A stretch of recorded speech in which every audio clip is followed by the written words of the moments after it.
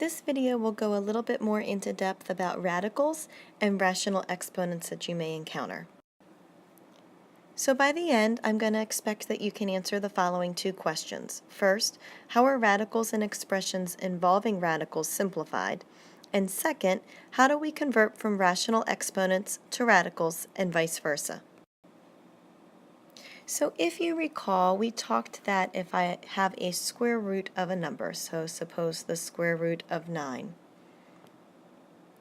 The square root of 9 is the same as 9 raised to a power of a half. That's what we ended with in our first video. So let's take that a step further and say that if I have any root of a number, suppose I have the cubed root of 9, that would be the same as raising 9 to a power of 1/3. So you can see with the example here, we have the cubed root of 125, which we can rewrite as 125 to a power of a third, and that answer has been simplified to 5. So let's talk a little bit about why that answer simplifies to 5. If we're looking for the cubed root of a number, we're looking for a number that can be multiplied by itself 3 times. So the easiest way to do that is to make a factor tree. So we're going to take 125 and divide it by 5. That gives us 25. 5 is prime. I'll take 25 and break that down into series of primes, and I get 2 5s. So altogether there's 3 5s. So that means the cubed root, or what number can I multiply by itself 3 times and get 125, would be 5. So if we've got a cubed root, we're looking for 3 primes. If I had a square root, I'd be looking for 2, so think back to the number 9. 9 is 3 times 3. So the square root of 9 is equal to 3. Let's look at a few more. If you're given the 6th root of 64, we're going to take 64 and break it down into a series of prime numbers. So you can see here we've got quite a few 2s. And in fact, when we count them, we've got 1, 2, 3, 4, 5, 6 of them. So the 6th root of 64 is 2. We can do the same thing with 625 and find the 4th root. So if we have 625, we know 5 goes into it because it ends in a 5. That's going to give us 125. And we know that that's going to be 5 and 25 and 5 and 5 again. So altogether there is 1, 2, 3, 4 5s. So the 4th root is 5. Now I can take an odd root as long as the number that I'm taking an odd root of is negative. Now I cannot take an even root of a negative number though. Think about that. There's never going to be pairs of numbers when we multiply them together that give us a negative, because a negative times a negative would give us a positive. But we could take 243 and disregard the negative for right now and break that down into a series of primes as well. So I know it's divisible by 3 because when I add these digits up, I get 9. And I know 3 goes into 9, so 3 is going to go into that number. Then we've got an 81, which can be 9 and 9. So there's our 3's running down from the 9's. Okay, so altogether, we do in fact have 5 of them. If all of them were negative, a negative here times a negative here would give us a positive. There would be another positive, and that one being the negative would result in this whole answer being negative. So I can have an odd root of a negative number, but I cannot have an even root of a negative number. Sometimes when you simplify radicals, there are numbers and variables left inside. So for example, suppose I had the square root of 24. Okay, so if I break 24 down, I get 2 and 12, 2 and 6, and then 2 and 3. So remember, with a square root, we're looking for pairs. So I've got a pair of 2's that can come out. But these two guys left don't have a pair, so they're still trapped inside of that square root sign. And we would just multiply them back together to get 6 left on the inside. Same would happen if it were a cubed root. As long as there's a group of 3 that can come out, and whatever is left has to stay multiplied together on the inside of the radical. So this here summarizes a little bit of what we've just done, going between a rational number m over n as an exponent and then transferring that into a radical. So if you recall, remember that the denominator was always the root and the numerator always became the power. And that's what this description here is showing. Now remember, if I have something raised to an exponent, that exponent only goes with the variable or the number that it's sitting directly with. So to convert 3x to the third to a radical, well, the 3 is going to stay. It's only the x that's been raised to a power of a third, so that's why it's just a cubed root of x. Here we can see 64 to the 1/6. Well, that entire thing, that's 64, is going to become the 6th root of 64, which we would then check to see if it can be simplified. When we're dealing with variables inside of a radical and we go to simplify them, if the root and the exponent inside are even, then we need to put absolute value bars around our answer if it's a variable. If they're odd, we don't need to worry about that. And let's look at this a little bit closer. This here should read -5 squared. So I know that -5 squared is equal to 25. But when I go to take the square root of 25, we typically just give the answer of 5. So if there's a variable involved, we'll put absolute value bars around that to symbolize that.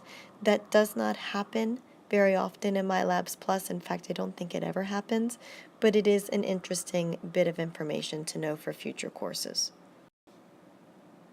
So 2 other bits of information that you need to realize is that you can take 2 radicals as long as they have the same index and combine them if it's been multiplied as 1 radical.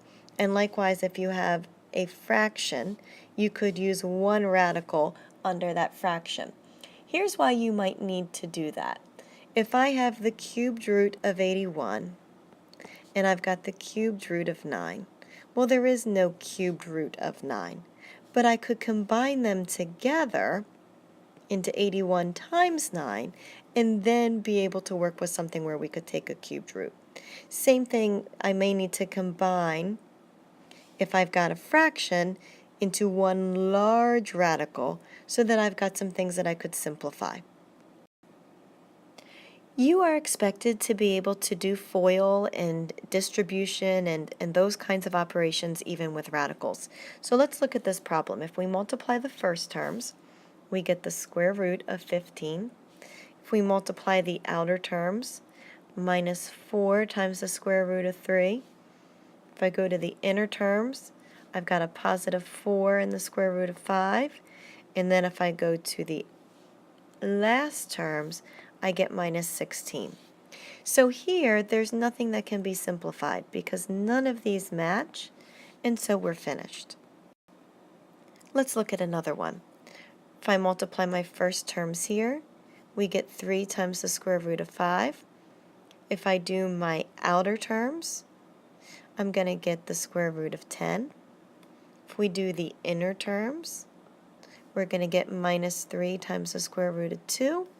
And if we do the last terms, we're going to get -2.